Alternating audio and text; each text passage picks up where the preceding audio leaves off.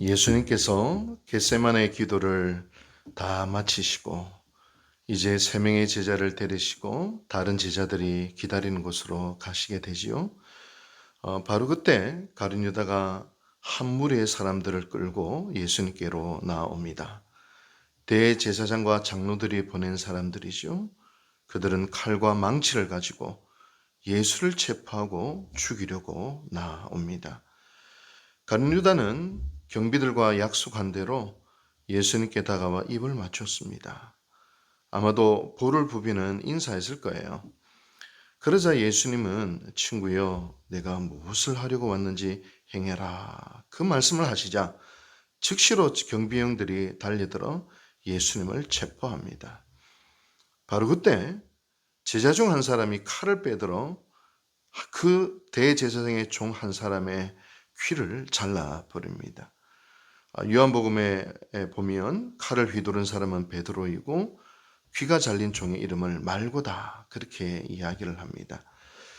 이때 집단 패싸움이 일어날 바로 그 찰나 예수님이 개입하십니다. 땅에 떨어진 귀 조각을 말구의 귀에 갖다 붙여주신다고 요한복음 말씀하고 있는데 주님은 이렇게 말씀하십니다. 칼을 쓰는 사람은 칼로 망하느니라. 이 말씀은 하나님의 나라의 특징을 정확하게 이야기하고 있습니다. 하나님의 나라는 군사력이나 힘이나 어떤 완력을 통해서 오는 것이 아니라는 겁니다.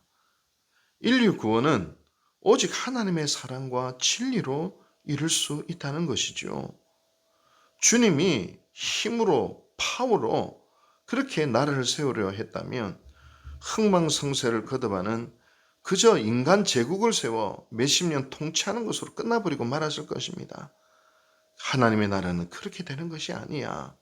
바로 진리와 사랑으로 세워지는 영원한 나라야 라는 것을 말하고 계시는 것입니다. 또 주님은 12군단도 더 되는 천사를 동원할 수 있으신 분이라고 말씀하십니다. 한 군단은 로마 군대 편성으로 6,000명인데요. 12군단은 72,000명입니다. 천사 하나만 동원해도 다 쓸어버릴 수 있어요.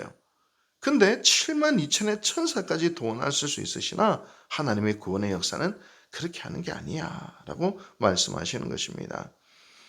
그러자 주님은 또한 경비병들에게도 말씀하십니다. 너희들이 대낮에 성전에서 가르칠 때는 체포하지 못하고 있다가 이 한밤중에 나와 나를 체포하려고 하느냐?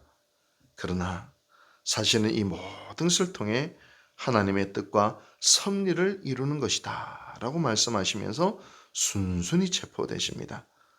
그 모습을 보고 제자들은 뿔뿔이 도망치게 되죠.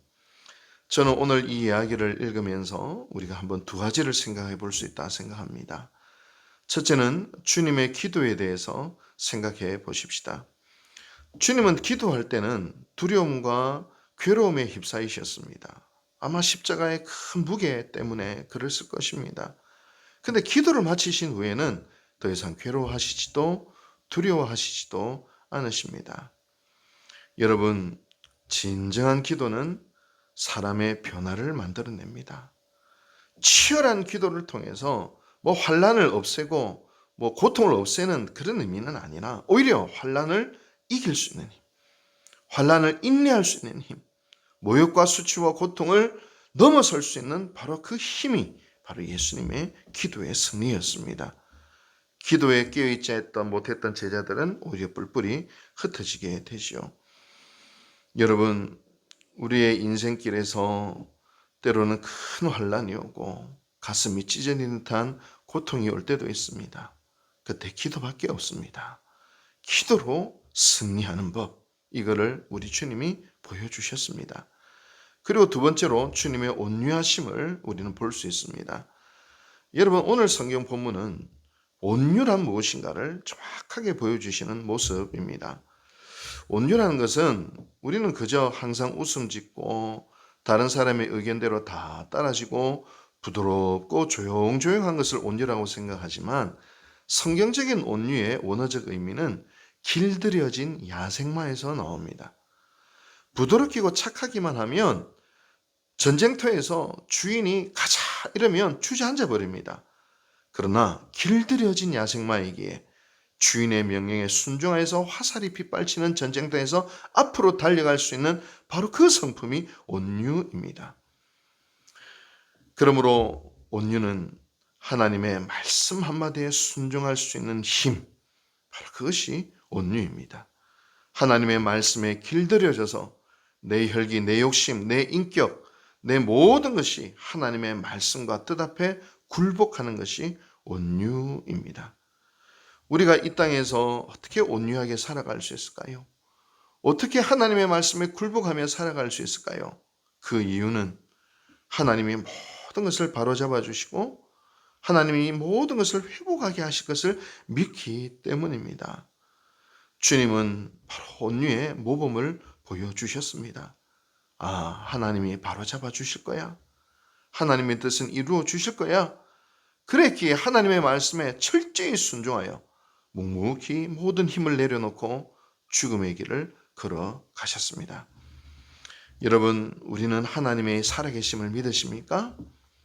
하나님의 회복을 믿으십니까? 그러하게 때로는 포기하고 손해보고 억울하게 당해본 적도 있으십니까?